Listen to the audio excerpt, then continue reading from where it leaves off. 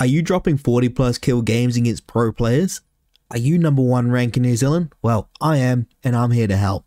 So I've seen a few diamond players giving tips on YouTube, and while their advice is correct, they lack the depth of truly understanding, for example, what making better decisions is.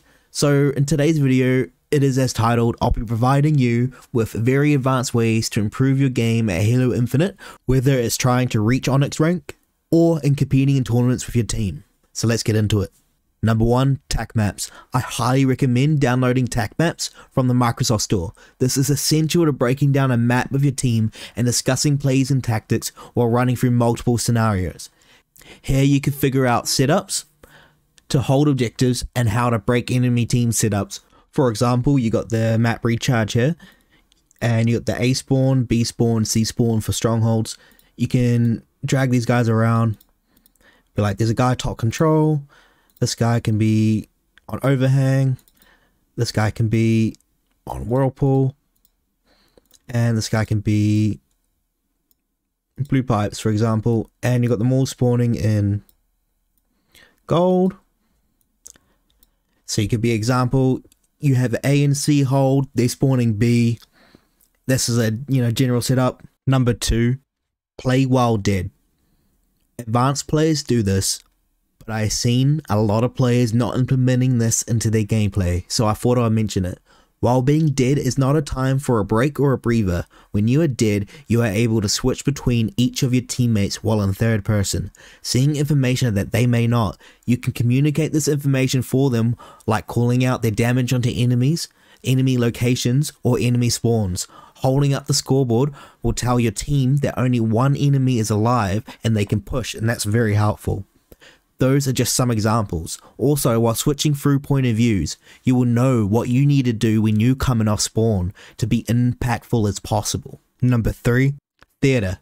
I know a lot of players don't make time for theater and they are missing out heavily. You need to implement theater into your play sessions. For example, if you play for only, say, 2 hours, instead of playing your final game, spend that 20 minutes to go through theater on one of your recent games, with player outlines on. This is to identify when you may have made a bad decision, and then you can assess what the better decision would have been. And as a team, see when you are able to punish enemy plays, find holes in your team plays.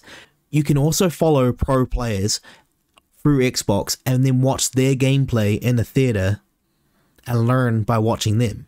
Number 4, milk your life. I've seen it time and time again. A 4-man push can turn ugly quick and leave you the last man standing on your team while 4 enemies are still up holding objective time. This is when you staying alive is crucial. But we don't want to be crouched in the corner either. We want to be aware of enemy plays while jiggle peeking, dealing damage, and then rotating and repeating. Possibly getting a better spawn for your team, but mainly just being a nuisance and maybe making the enemy overextend to try kill you, and then you can punish them. Because there's no point in you charging in trying to kill all 4 of them and then you'll be on a 10-second respawn timer with your team. Try and maximize your life, and then when your team has spawned, they will have been spectating you and have information to play accordingly and advance on the objective. Number 5, evaluate yourself. Don't make excuses for losses. For example, high ping, teammates' performance, enemy players. After every game, there's always something you could have done better. Even if you played well, maybe you let your teammates die too many times, you could have saved them. If you're not looking to improve, you won't. It's simple as that.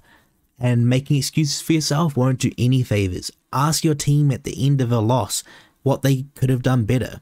Make a self-reflection, a standard review at the end of a win and a loss. Those are my 5 advanced tips. I hope this is helpful, and if it was, please leave a like and let me know if you want another video like this. See ya.